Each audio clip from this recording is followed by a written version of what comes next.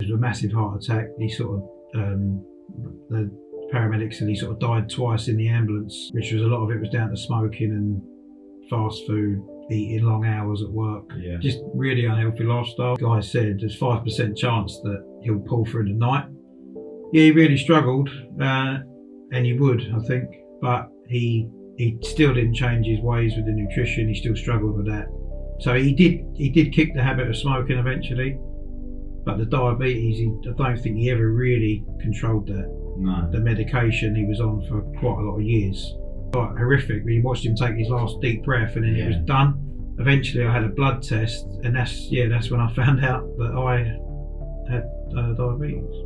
And you can't process it, because all you've got is this negativity around your head, and that just spirals. The more tired and, I don't know, I suppose unhealthy you get, the more of that sort of rubbish food and drink you want to keep having, because you think you need another boost. But yeah, if I would still be here, old habits would kick in, and it wouldn't be like a bad day, it would be a bad 2 weeks. And by the end of that coaching, I literally felt I could take on anything. But I now know that nutrition is such a huge part of it. So when you were younger and you were doing like a lot of sports and stuff, what was your relationship with, well, first of all, what was your relationship with food, and what was your kind of like relationship with weight and stuff of that nature, in terms of like body size and things like that? Because you were probably quite active doing all that sport. Yeah, active. I think I was always probably, well, I don't know about overweight, but like bigger than some other lads of my age. Yeah. But not, I didn't really think about it, I suppose. Not until you get to a bit older, maybe like teenage years, that you start to maybe think you need to lose a bit of weight, be a bit lighter. But food, I don't think I really ever thought about it. No. Very little knowledge of that side of things. Because when I was, because we're roughly the same age, aren't we? You're a little bit older than I am, but when I was a kid, I can remember being really, really self-conscious as a young age. My mum said from about the age of 3, you were really self-conscious about what you'd wear. And also you were very self-conscious about your weight. And she said at 3, no one had told you to worry about your weight. You know, you kind of just always been conscious about it. And I don't really know why, but I can remember being really conscious about taking my shirt off in front of other kids and stuff like that. And I've exemplified sort of look at, not food, because I didn't know what I was doing, but I just always felt self-conscious about myself. When I was and I never did any sport. So I never played any sports whatsoever. Even though I'm in the fitness industry now, I never did any sport. I was never interested. I was always, I think I was just nervous all the time that I would do it wrong. So I just think that, well, I'm not going to do that right anyway. I don't know how to do football, whatever. You know, or I don't know. I was kind of maybe a little bit more timid. So I just never took to sport in that regard. So when did you, from like sports and stuff, when did you kind of start to, from like about teenage, did you go up to like your teenage years? Was it quite a serious thing, sport? Was it just always something that you liked doing, but it was just, you know, one of the things on the side? It's always been like a big part of my life, whether it's playing, watching, you know, it's my main sort of part of my life, I suppose, sport. I think as I got 18, 19 sort of age, probably neglected it a bit because I was going out drinking, clubbing a lot, typical 18-year-old with mates. Yeah. You'd be turning up to games and you'd be like hungover, feeling terrible. Yeah. And I did neglect it for quite a bit, I suppose. I've done a lot of travelling and things like that, so I don't regret it. Yeah. But yeah, I did probably could have been better. I mean, at that time, were your brother and your dad still doing anything to do with sport? My dad wasn't, but me and him used to always, like if I wasn't playing on a Saturday, he would still always want to go and watch a game, so I'd take him and we'd watch games locally, whether it be my brother playing or a local team. Ipswich, something like that. So he loves sport. Yeah. Like, Yeah. Very big factor in his life. A massive factor in his life. And then what was his, if you don't mind me asking, but what was his relationship with food? I think his era when he was younger probably wasn't. I don't think everyone really thought about it. Maybe it wasn't such a big thing back in, when he was in the 70s and 80s, I suppose. Yeah. Nutrition probably wasn't a massive, like it is now, is it? A big industry. Yeah. But in his later years, it wasn't good. There was a lot of sugary snacks, fast food. He was a smoker for a lot of his life. Yeah. So it wasn't very good. And what age did your dad fall into like problems with health? Because I think you said he had a heart attack. He was 58 when he had a massive heart attack. He sort of the paramedics said he sort of died twice in the ambulance. Christ. Was resuscitated twice, which was a lot of it was down to smoking and fast food, eating long hours at work. Yeah. Just really unhealthy lifestyle. So what was the nature of his work at the time? He at the time had his own little taxi driving sort of thing going on. Yeah. Working lots of hours, supporting all the kids, my mum. Yeah.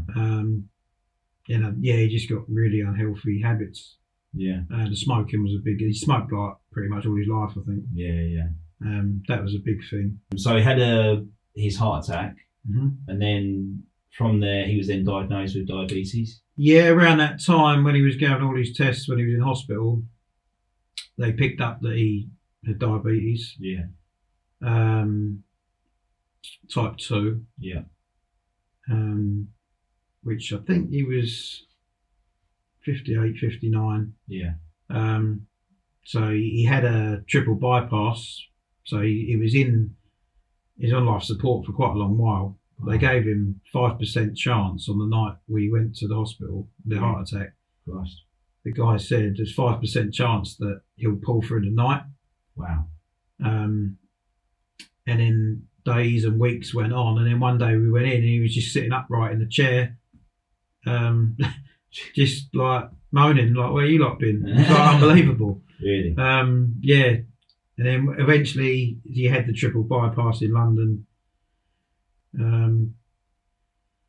He was struggling a bit to stop the smoking. Yeah. He was still, trying to break that lifetime habit. Yeah. And they said, if you start smoking again, you're going to die. Yeah. So he did kick the habit of smoking eventually, but the diabetes, I don't think he ever really controlled that. No. The medication he was on for quite a lot of years. Yeah. But eventually. So was he on metformin? Yeah. But did he ever have to take insulin? Was it ever that? No, he didn't get that. Take insulin. No. Metformin. No, it was metformin. Yeah. But his nutrition was terrible. Yeah. Eventually I'd been to appointments with him, and the diabetic experts would tell him, this, if you don't control it, it's going to kill you. Mm. But he wouldn't listen. Eventually he had gangrene in his leg and had his leg removed. Yeah, amputated. Yeah.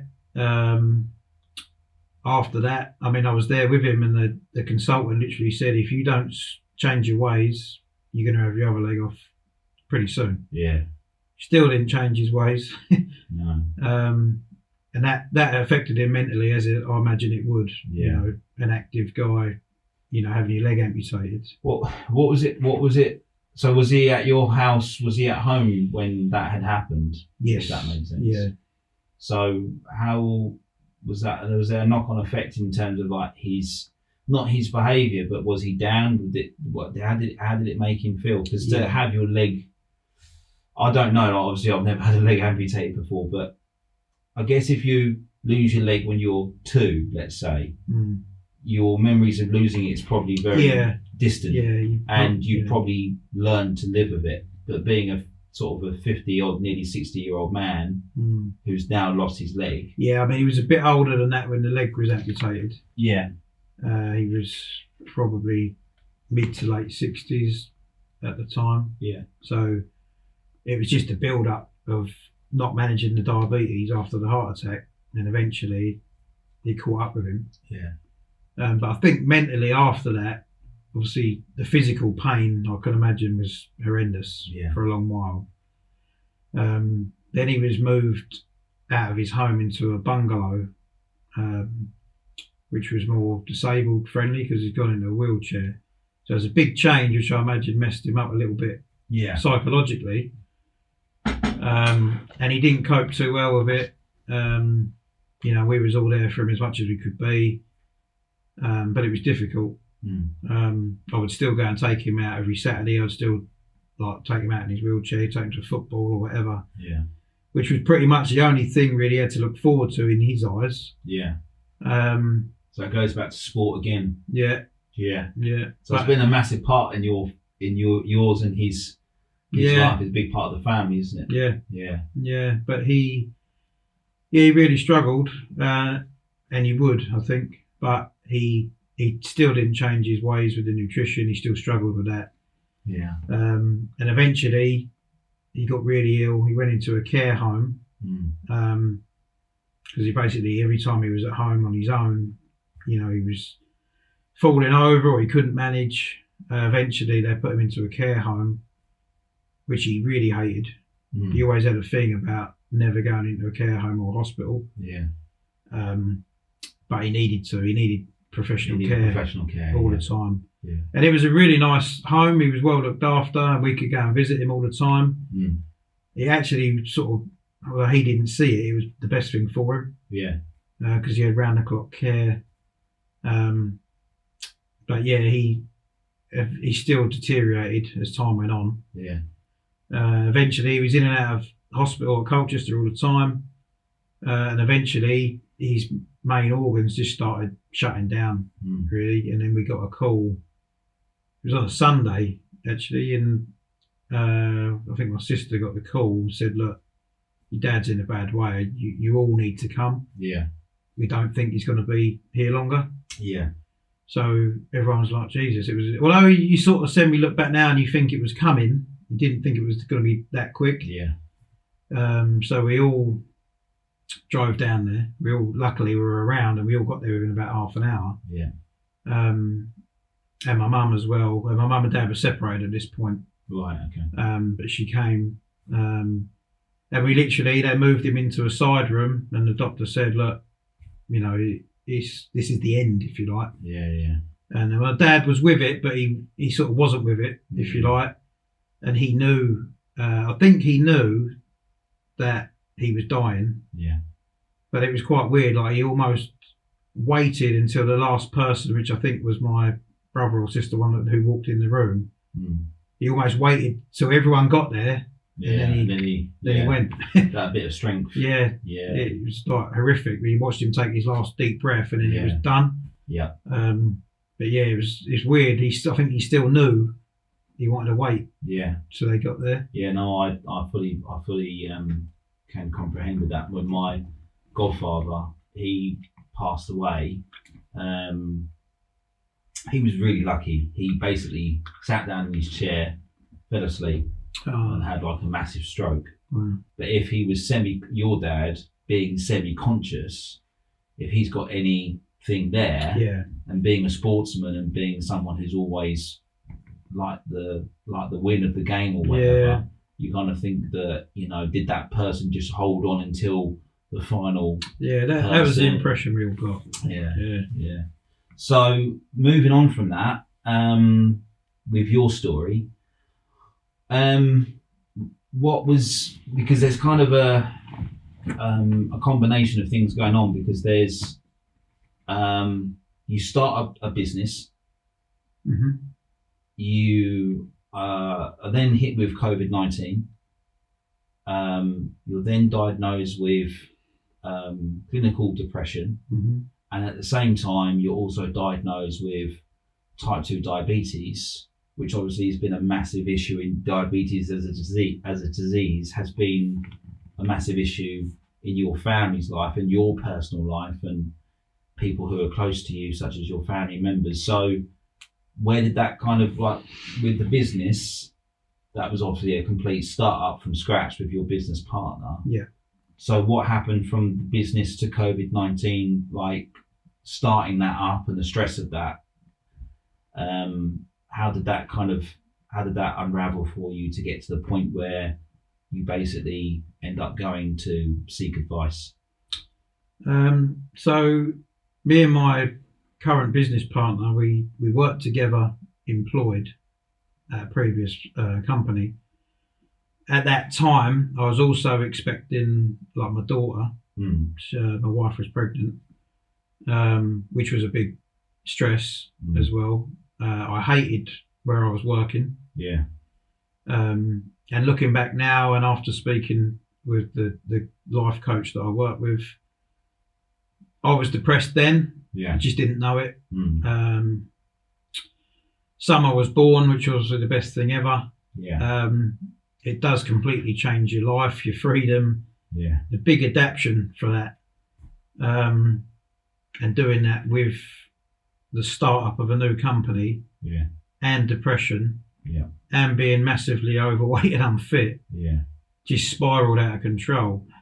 The business, I mean, we literally started from scratch, not knowing where the first job was going to come from. Yeah. It was a massive gamble. Yeah.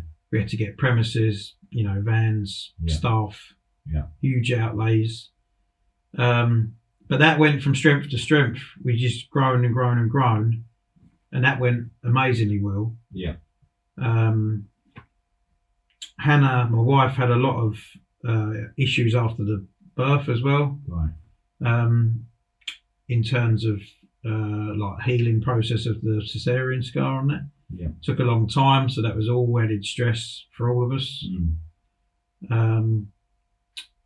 But as sort of time went on and then COVID hit, the sort of anxiety that I had of the unknown. Yeah. The first fear was like, this is going to kill the business. This is going to end the business. What do we do? Yeah. And then the more I was at home, the more I would eat rubbish to, counteract that. I suppose it was like you'd see that as a reward, like emotional eating. I suppose. Yeah. It's, that gives you a little bit of a good feeling.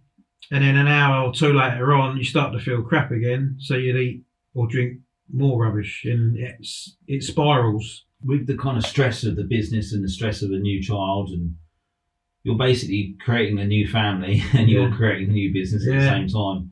And I think for anyone who's ever started a business, it's like your first baby. So it's a really bespoke, high-end business. But obviously with that comes stress, because you're having to move, let's say, huge lumps of granite to someone's house, which could be hundreds of miles away. So did you notice that your eating habits were always waned, let's say, or stressed themselves, because you're sort of having to eat on the road? So you're eating in petrol stations, you're eating in things of that nature. Do you think that there's a correlation there between, the stress of the business, the stress of the family, and then just going for easier food in that regard? Yeah, would you say that's sort of a little slightly accurate? Definitely. Early starts as well. So you'd grab a breakfast on the go, which was rubbish. Yeah. And a lot of the time, say in the afternoon, if I was driving on my own, you sort of get tired, boredom. So I'd be grabbing like cans of Red Bull, Monster, that sort of thing. Packets of like Haribo, chocolate, anything you think is going to keep you awake. And that just spirals. The more tired and I suppose unhealthy you get, the more of that sort of rubbish food and drink you want to keep having. Yeah. Because you think you need another boost. Yeah. It did get, really bad, to the point one day I remember driving back from Norfolk, and I literally couldn't keep my eyes open, but it wasn't like a tiredness that I'd normally experience. It was like, if I don't stop now, I'm going to pass out sort of thing. Yeah. And I remember pulling in a lay-by and literally just turned the engine off and just had to sleep. Yeah. And look back now, that was like a massive sugar. That was a sugar crash. Yeah, that was diabetes. Yeah, that was the first sort of sign I had. Yeah. Where I thought, that's not normal. Yeah. I was getting outbreaks of gout in my foot like every couple of weeks, to the point where I couldn't walk, like horrendously painful. Yeah. And I would sort of go into work, and we were so busy, long hours, it was like really difficult to be on your feet all day without pain. And it was then I was speaking to the doctors about the pain of the gout. And because it was COVID time, it was very difficult to see somebody. Eventually I had a blood test, and the uric acid level was high, which was getting the gout. Yeah. And then they literally said, you know, by the way, you are type 2 diabetic. I had no idea. Yeah. And that's when I found out that I had diabetes. Yeah. So with the COVID-19, you must have been shut down because all your work is. Yeah, we wasn't. We stayed because we could do a lot of work in the workshop. Yeah. A couple of the guys were furloughed. Yeah. But me and my business partner, we carried on working. Yeah. We didn't work every day because my wife and his wife were still working, because they were classed as key workers. Yeah. So during the week, I was trying to be at home more to look after Summer. Yeah, your daughter. Yeah. Daughter. So Hannah could still work. And then at weekends, me and Aaron would then go and do some work and try and catch up. Yeah. A little bit. But the more I was at home, the more I was worried, and then the more I would eat. Yeah. I couldn't go to the gym. You couldn't do anything at the time. So with the stepping away from the diabetes for a second, with the clinical depression, did you have an inkling that there was something wrong with you per se? Did you feel that it was, or did someone say to you, you should go and get some help with this because, you know, I don't know, your thought patterns or anything of that nature, you know, aren't that of a healthy, mentally well person? I don't think it was one particular instance that made me think that. I just felt like pretty bad for quite a period of time. And it was almost like you've got a cloud or a bubble around you, and you're just constantly living in that particular thing. Nothing else would, you know, I could sit there, someone could be talking to me, and you can't process it because all you've got is this negativity around your head. I'd be at home with like my daughter, and I just couldn't, you know, if it was like the case of changing a nappy, it was such a chore, you know, to me. It would be like, oh God, it was like the end of the world. Like, I can't do that. I can't process that. Yeah. And it got so bad, you know, the slightest little thing, I had no energy, nothing. And then I remember being out on a job one day on my own, and I pulled up to the job, and I just felt horrendous, like emotional, and I was like, I've got to speak to someone. And I remember it like it was yesterday. I spoke to my local doctors, who then got the mental health nurse to call me. And I chatted to her for about 20 minutes, went through a load of questions and stuff. And then she said, I think you've got clinical depression. And even just after that phone call with her, I instantly started feeling better. Yeah. The relief. The diagnosis. The relief. She was great on the phone. And that was December 21, that would have been. Yeah. And then I was prescribed medication that I never took. And then it got to Christmas, the Christmas break from work. We shut down for 2 weeks. And I think that sort of reset me a bit because I had no stress of work for a while. I was at home. No one could sort of come round. I couldn't see anyone because it was like lockdown. So there was no outside noise, if you like. It was just me indoors, and I was happy with that. Yeah. And then obviously come to January, February, I was back at work. We were busy, and it all started building again. Yeah.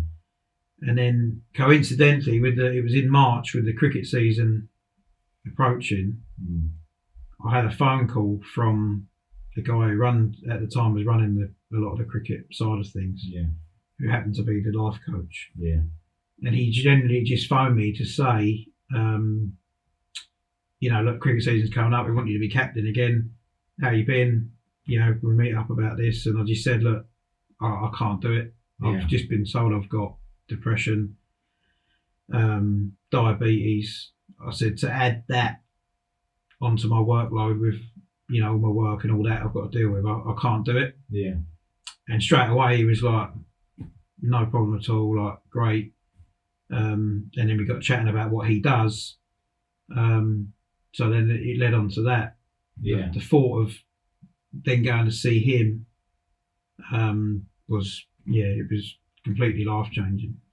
So a bit of a background on that is that Phil, who's a life coach, was also organising and coaching the cricket club at the time for Housestead, Yeah. Yeah, and then he was basically asking you to be team captain for the cricket. Which I'd done the year before. Which you'd done the year before. So, Did you know that Phil had anything to do with life coaching, or did you? No, I did know. Yeah. But I don't think I knew sort of what he'd done, but I didn't know enough about it. If you know what I mean. I don't think I really appreciated what a life coach does. If you know what I mean. Yeah. And then I started working with him on the depression and the diabetes. Although he's not a diabetic expert, a lot of the things we worked on did, work around that. Like dealing with it mentally had a big approach. Effect. Yeah. Was it like a step program that he wanted you to start the steps back into your life to be able to not only defeat the depression, but to deal with the diabetes and just to deal with things in general life? Did he have a way of doing that? Did he have a process that he wanted you to follow? Yeah, he did. It was a lot of, I remember the first session with him, again, because it was COVID, we couldn't meet indoors. Yeah. The first session, I met him in Lavenham in Suffolk for a walk. Yeah. We went on this long walk, and at the end of that walk, just talking to him for probably a good few hours, I literally remember driving home from there feeling like my old self within purely just, I think, so much years of bottling stuff up all come out. And there was no judgment from him. He made you feel so relaxed. And then after that, he started working on like values, gratitudes. And over time, he built such a strong belief structure in me that I felt like I could take on anything. Yeah. And that, I worked with him for, I think, around 18 months. And by the end of that coaching, I literally felt I could take on anything. It completely just switched the way I think about everything. Yeah. And that, I always had a thing about taking medication. Yeah. Which I never wanted to do. Yeah. And I never took one of those tablets I was prescribed. Yeah. I was fortunate at the time the business was doing well that I was able to afford to work with Phil. Yeah. A lot of people I appreciate wouldn't be able to pay that sort of money. Yeah. But really change your life amazing around. Results. Yeah. Change your life around. Otherwise you could still well be in the position that you were in and never be able to sort of tackle sort of your health.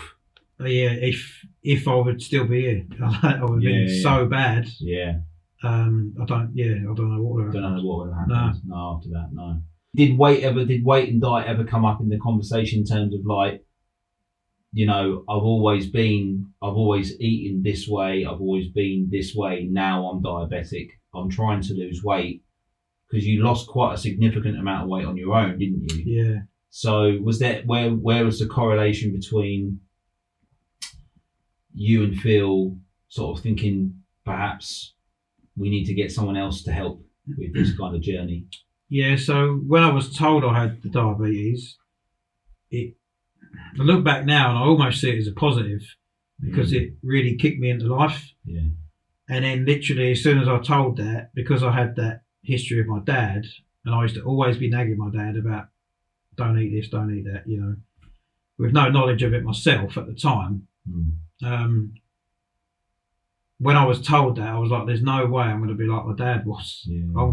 My first thought was I want to reverse this eventually. I'm going to beat it. I don't want to be on medication. Yeah.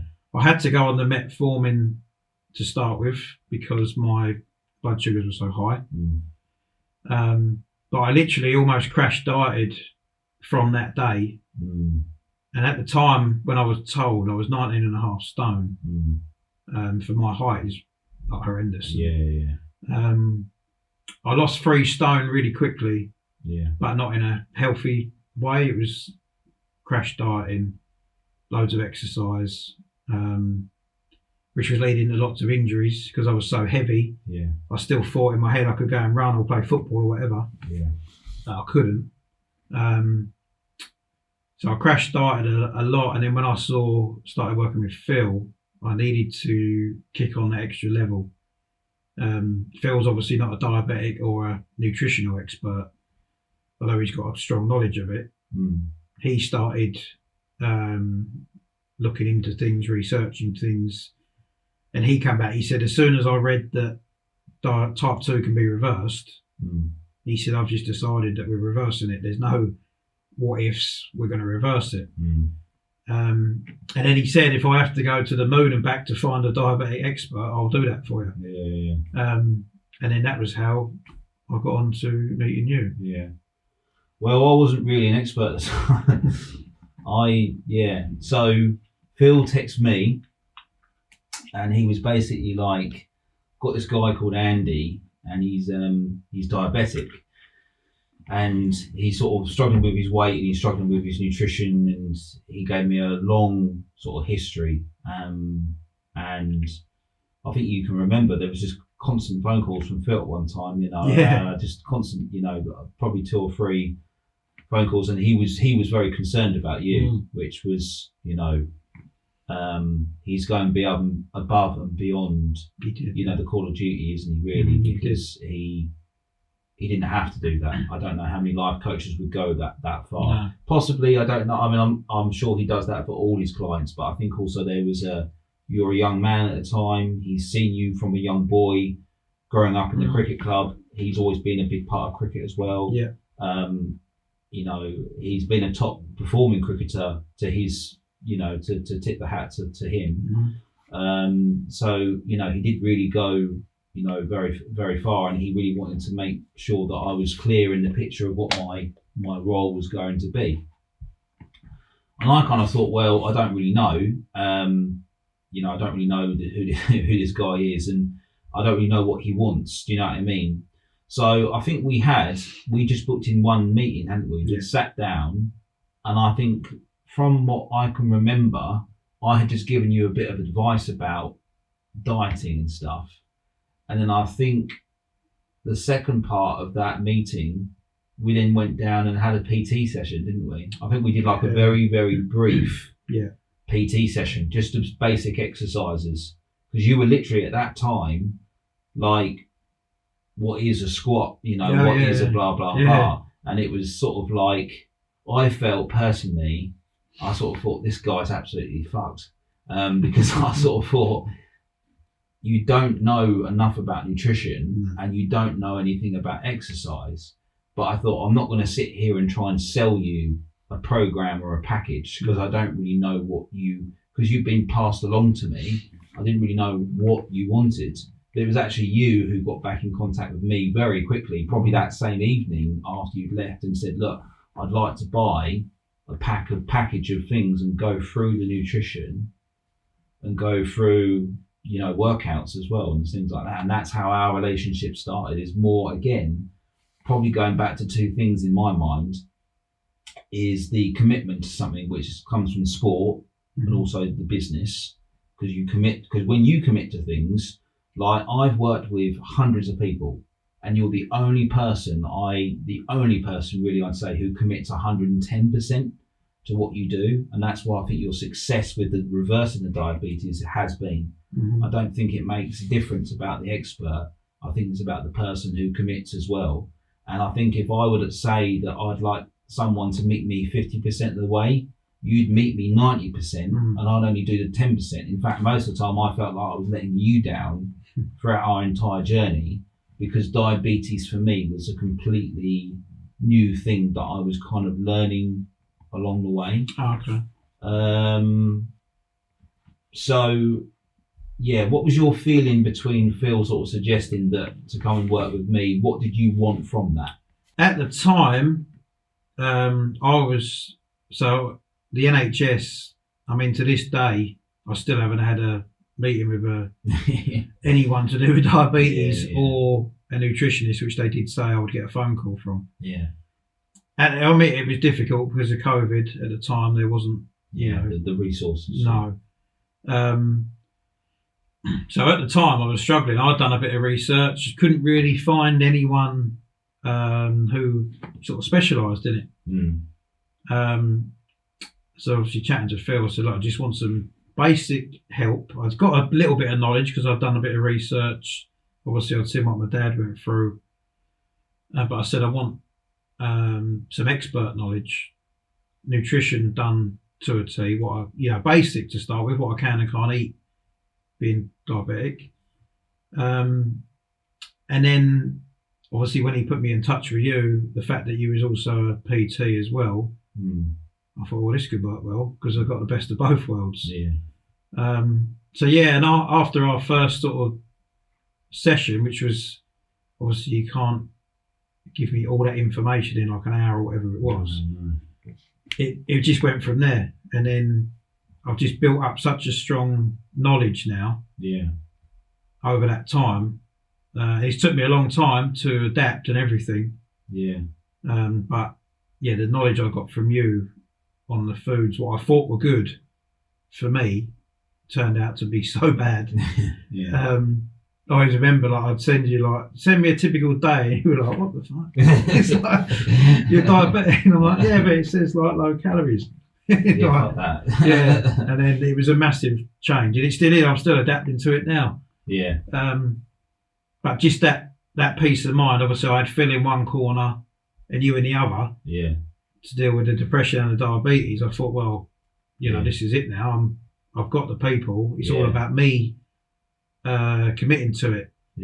Which I always did, but with the nutrition, I found it hard because I think I probably had over 30 years of bad habits to change. I think the thing is if you look into the science of it, and this is where you forced my hand all the time. You were constantly forcing my hand because we would go on a keto diet. We did intermittent fasting. We did low calorie, high calorie, and you just would not fucking lose weight. Well, whatever I tried with you, you just wouldn't drop normal weight. And then I read this article. I'd started to get quite heavily into the gut microbiome. It kind of became the new thing on the scene of sort of nutrition, and it was starting to filter through sort of social media about how important the gut microbiome is. And they were saying that it's almost like it's an organism, and it's like an organ, like it's an organ that they haven't found. And I was like, the hell are you talking about? So you got your lungs, your heart, your pancreas, your liver, but like, where's this organ coming from? So I started to do the research in it, and it's basically saying like a very poorly fed gut microbiome will lead to all these things. And basically everything it said was Andy, depression, not being able to repair properly, bad metabolism. And the one that really hit me like a ton of bricks was the ability to not be able to lose weight. And I was like, why can't a person lose weight? I'd never really believed that. I thought that was just something that was ridiculous. I'd heard of things like shot metabolism before, and I'll get onto that in a second. So I was doing the research behind that with the gut microbiome, and basically said like a badly fed gut microbiome hasn't got the bacteria that form this biome to be able to digest better food. So even though you've decided to start eating better, which was obviously guided by me, you weren't losing weight. No. So kind of it's almost a bit like saying we've been doing this I've been eating badly all my life, and all of a sudden I'm going to change my ways and start eating salads and meat and fish and fresh food and blah blah blah. It doesn't make a difference because the actual gut itself hasn't got the ability to process all that new and fresh food. Now, what that means for the individual is that you've got to start to feed them that type of food, but it's got to be over a long period of time, because over time the gut will recover from the shitty Red Bull and the chocolate bars and the instant foods, the instant coffees, you know, the stress as well has a big correlation between someone who's unhealthy and the fact that you are going through depression and you're feeling that depression on sugar and processed food, processed oils and stuff of that nature. It was a screaming kind of alarm for me, but this person is so poorly he's malnourished. He doesn't realize it, but he's walking around malnourished.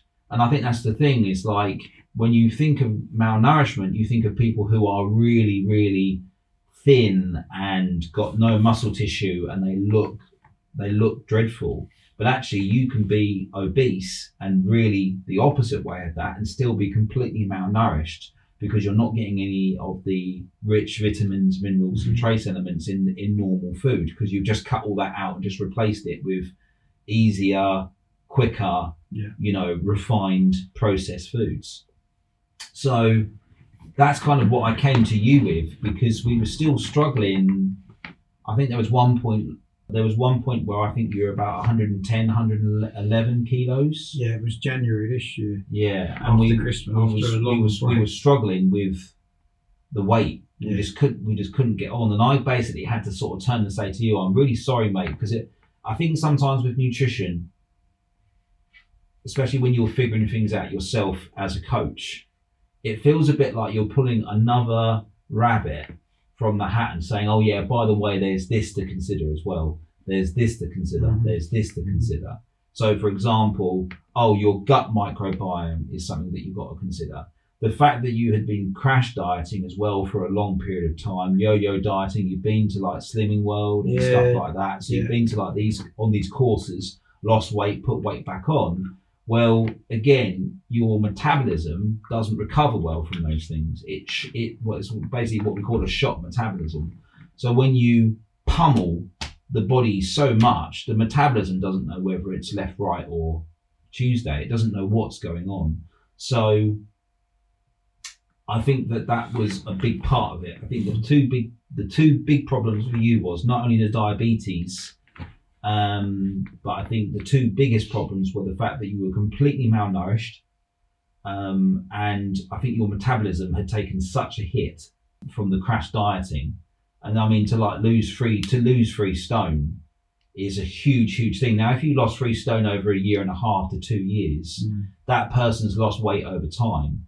But to crash diet and lose 3 stone in a matter of weeks, it wasn't long, is really bad. Is dreadful for you. And again, those things have come out in our relationship as we were going together. That information was coming to me later on. You sort of said, I have crash dieted, I have actually done this, and you're like, okay, that's a big reason why you're not losing weight now, because your body's almost protecting itself. It's protecting itself from any more sort of aggressive dieting of any form, even if it's good for you, you know, such as ketogenic dieting or intermittent fasting, whatever works for the individual. I don't think there's any one specific thing for one person or all people. I think it's each individual has something that is a preference to them. But then we move on from there. So what was I can't quite remember the time of the date, because it's obviously more of a personal thing for you. But first of all, you're clinically proven not to be depressed anymore. So you've got that. And then sometime after that, the diabetes has reversed. So talk me through how you felt about that. So both of them was always an aim. And with the depression, I mean, Phil always said that he knew I was in a far better place anyway. And he said, you haven't got depression, you're not depressed at the moment. So he said, out of curiosity, ring the mental health nurse back who diagnosed you, asked to speak to her again, and asked her to ask the same questions that she asked you a year or so previously.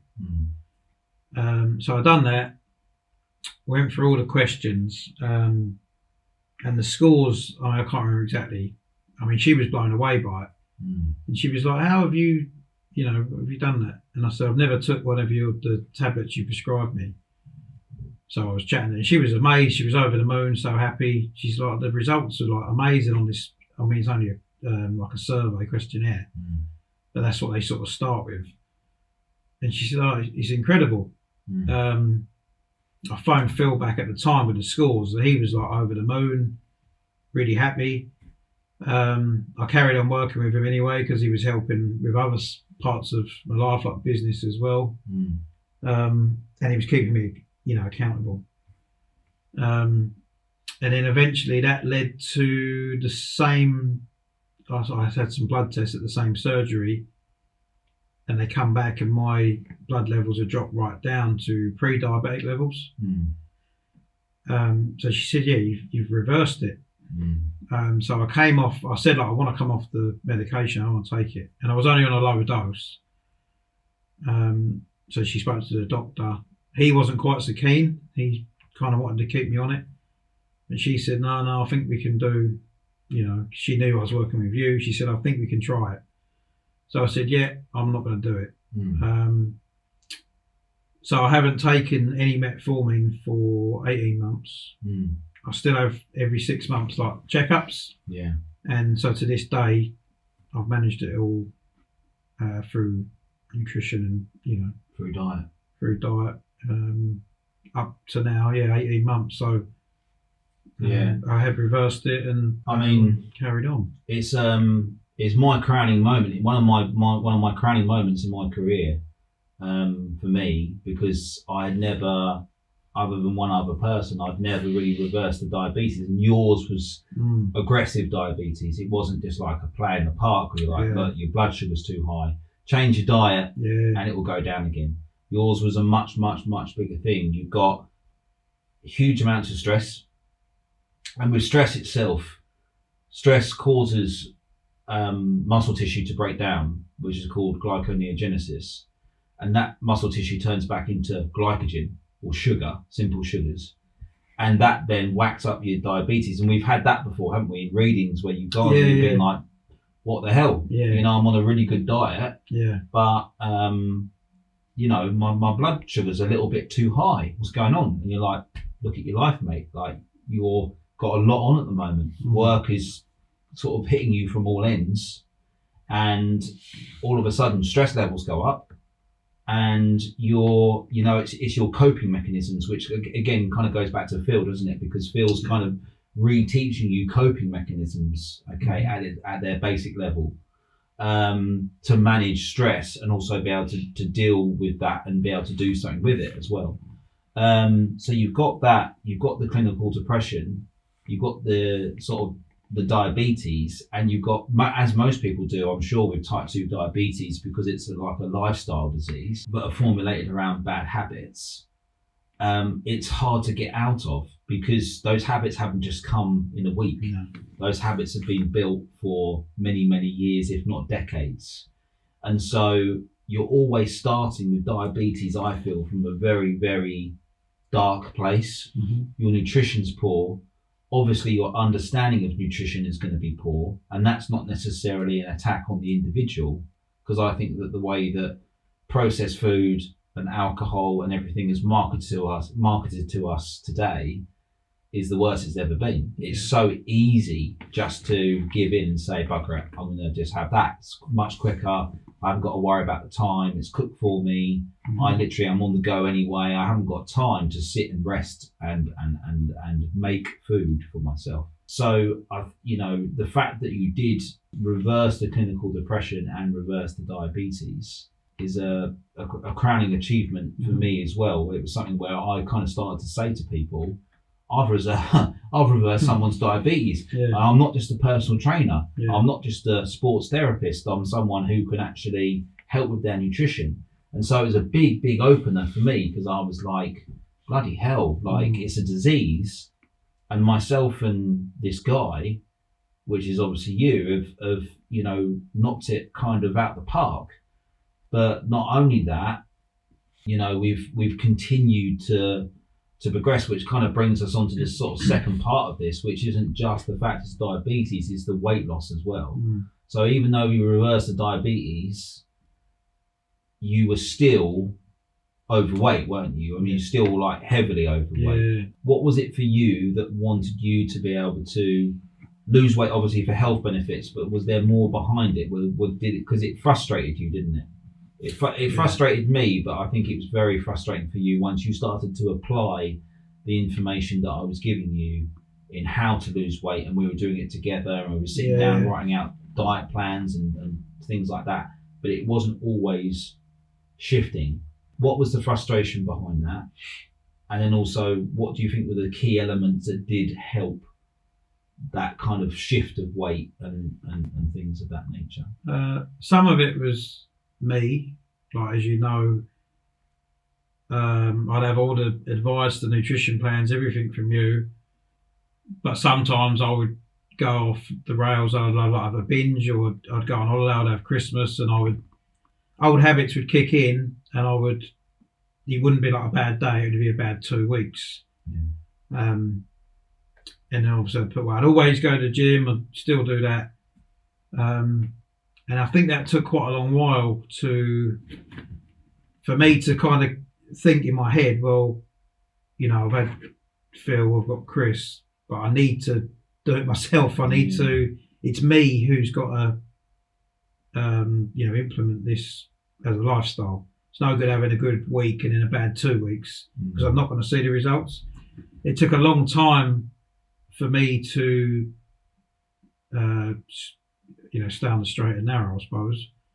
And probably from January this year, because I'd had a couple of months off training because work was so busy, and I didn't see you for a while. And then Christmas, I went off the rails a bit, and then came back to you in January, and I put on quite a bit of weight again.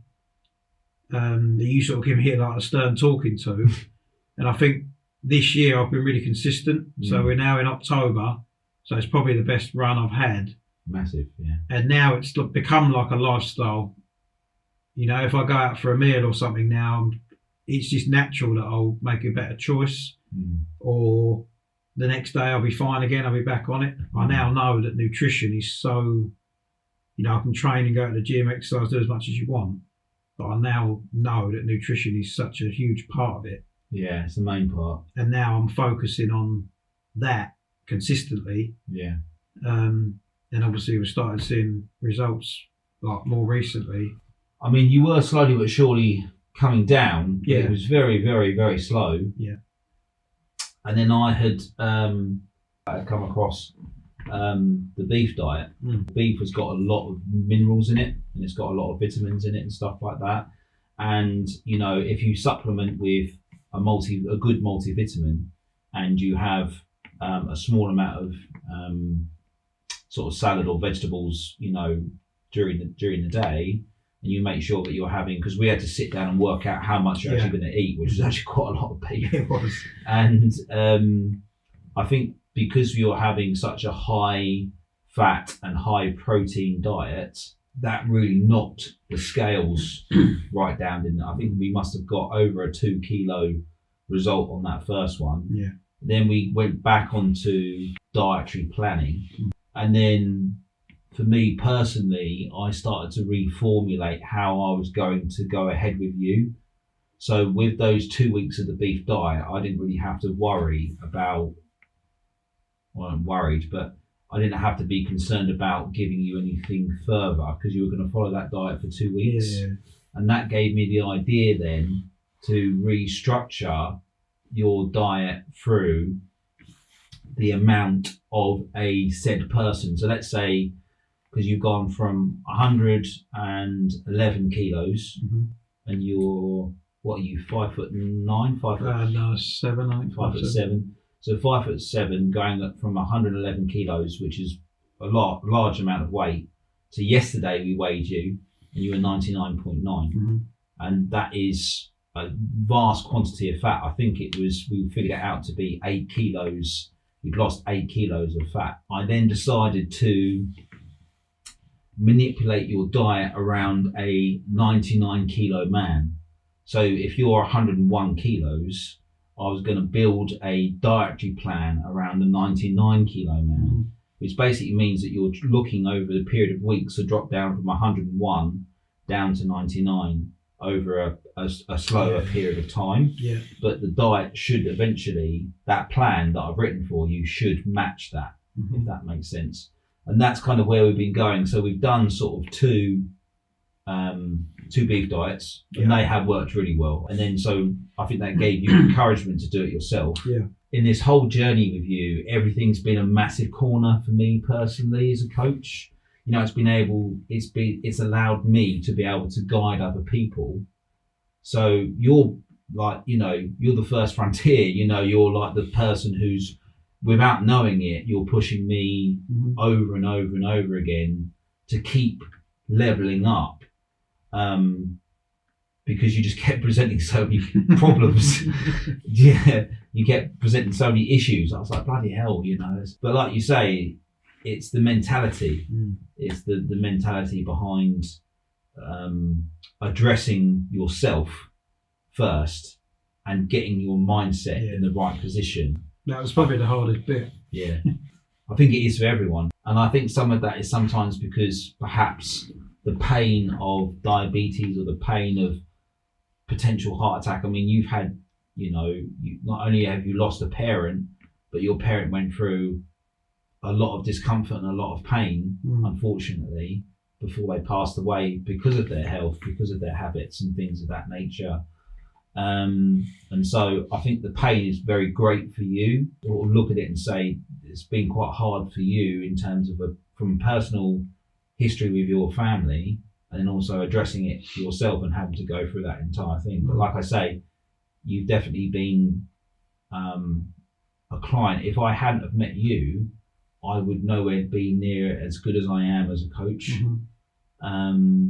Because you just pushed and pushed without knowing it. You pushed and pushed and pushed me to level up. And I think also, not that I know Phil as well as you know Phil, I think with Phil's background and what he wanted for you, and that he'd made it very clear that he wanted this diabetes to be reversed, there was an over kind of seeing person who was constantly calling me, texting me, or if I'd see him in the gym where he actually goes to work out as well, he goes to my gym to work out, he'd be like, well, how's Andy getting on? I'd be like, well, he's actually had a bit of a fuck up this week, you know, it's all gone backwards. I can remember telling Phil, and I ripped your head off in January because I was like, fuck's sake, man, I'm getting pissed off with this now. But it's the mindset.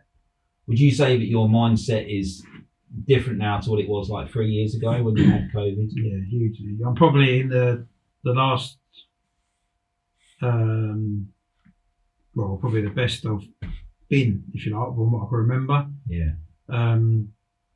Not just mentally, but my knowledge, particularly this year where I've been more consistent and really bought into it. It was a bit of a wake-up call in January. It's to be like, right, you know, I can see Chris every week, but ultimately I've got to do this. Yeah. So this year where I've really bought into that, I've built up a huge knowledge, which more than I've ever had. My fitness has got a lot better. I've still got a long way to go and more weight to lose, but my fitness is great. So I'm probably in the best place I've been for a long, long time. Yeah.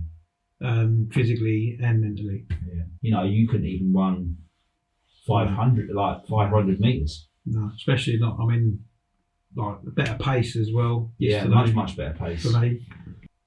A lot more positive about your outlook and stuff like that. Was there anything in terms of like your position as a husband and as a father, was there anything there that was that ever a thing, or was it more personal? Was it more like, I just want this for me to be not this person? Or was there anything where, because we did go down that route marginally for a bit, where we tried to reflect some of your success back onto Summer, where you know, if you'd done really well, you do a treat for Summer and stuff of that nature. We tried to bring, you know, her without her knowing, obviously, into it a little bit to see if there was anything there we could get from. Sometimes people say, I want to do this for my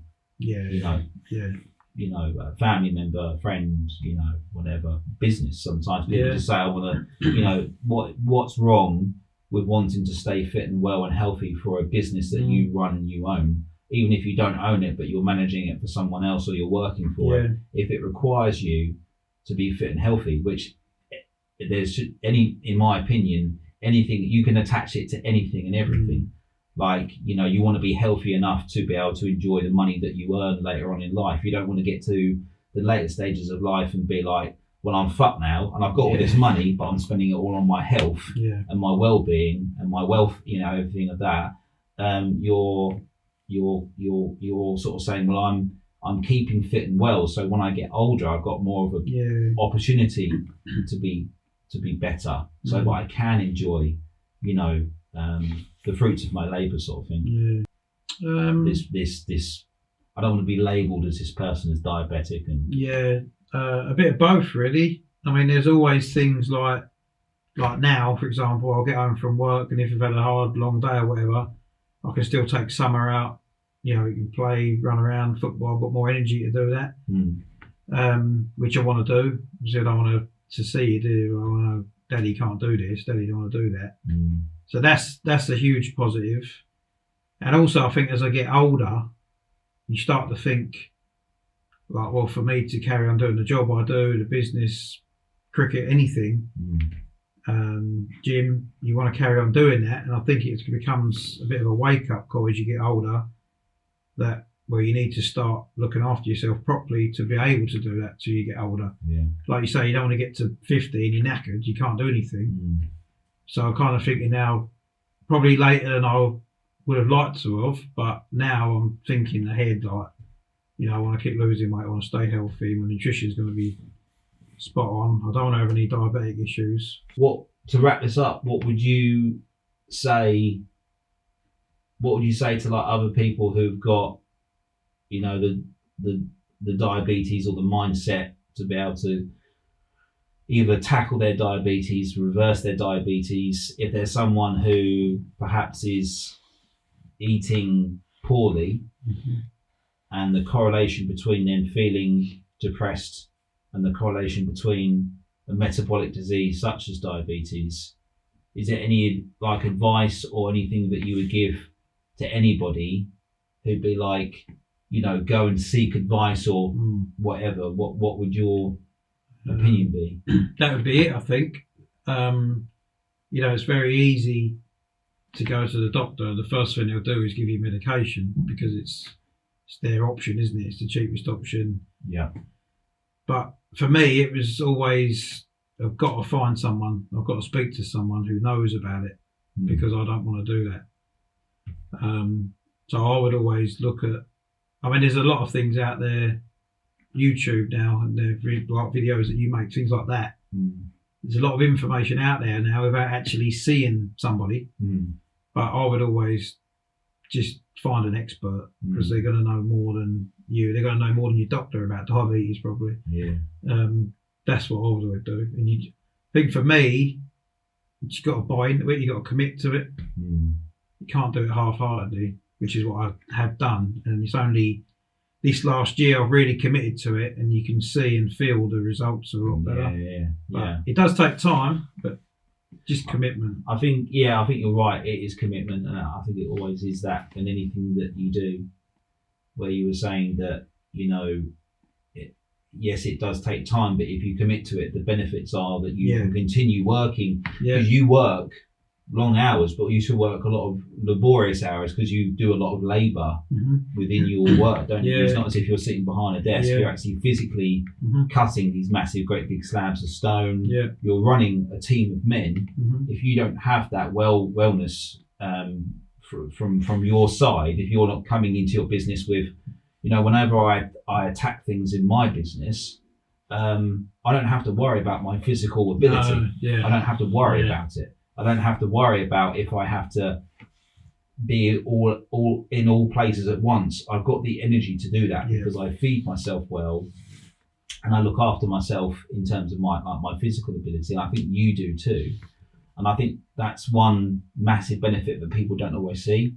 They always look at the negative side and say, well, if I didn't have that, things would be better. And you say, absolutely they would be. But on the plus side, there's even more. There's the ability to be able to do more, to work more, to enjoy more, to earn more, because you've got wellness and the ability to do that behind you. And it's not supported by a drug. You know, drugs are there for a great reason. Like metformin is there for a good reason. And I think when times are not looking good for the outlook of the individual, then definitely metformin is something that we need to use to negate our way through the woods, so to speak. But once we can see a clear path of where we're supposed to be going, we're looking to be turning that metformin down and eventually turning it off completely, so the individual can go ahead and have their own success, their own journey in their nutrition, in their fitness and well-being, which then has massive attachments to, you know, a healthier family, a healthier lifestyle, friendships. I think all those things are big things, because I think if the actual problem isn't addressed, such as, you know, no one's ever going to tell me that a poor diet doesn't lead to clinical depression. No one's going to ever tell me that. Not from what I've looked at and how I've seen people change their lives just from changing their nutrition, because it gives them the ability to do so much more. Not just the fact of saying, oh, I'm not fat anymore, I'm not overweight, I'm much healthier in myself. It's so much more than that. It's the ability to be able to enjoy so many more things that life has got to offer once you've got rid of that problem. And that problem isn't going to go away like that, but it is something that, like you say, you have to work at it, you have to commit to it. But if you do, you know, there's a massive sort of benefit for you and others around you. All right, man. I don't think is there anything else? No, I don't think so. No? Okay. All right. Thank you so much for coming. No, thank you. And I'll see you soon. It's the Yo Series.